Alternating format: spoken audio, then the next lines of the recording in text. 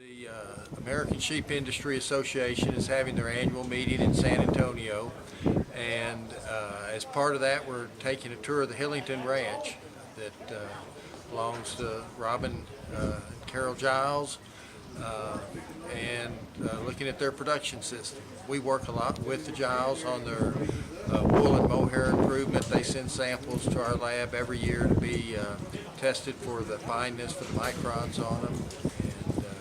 We work with them on ultrasounding their sheep to find out their pregnancy rate. They run fine wool Rambouillet. They started out with the Delane Merino, then they put Rambouillet into it. They run Angora goats. The main thing that's a little different about their management is particularly with their rams and their billy goats.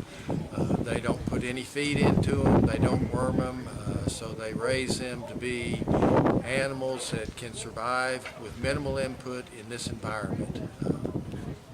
And then that gets passed on, of course, to their offspring, and the replacement ewes they keep out of have those same traits.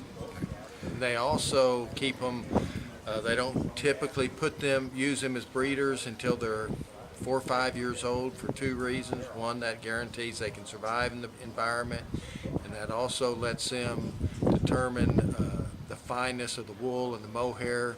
Some animals will start out with very fine wool and mohair, but when they get several years old it coarsens up. They only breed the animals that stay fine their whole life. So as far as the potential for getting into small ruminants, sheep and goats, there's really a fantastic potential for a number of reasons. One is in terms of lamb, we import almost as much as we produce, so there's no doubt that there's plenty of market for it. But where I see a real potential for growth is we have a lot of new landowners that typically have fairly small acreages, and they'd like to produce something on it. Many of these places would not support more than 3 or 4 cows, say, but you could have a nice flock of 25 or so sheep or 30 sheep or goats.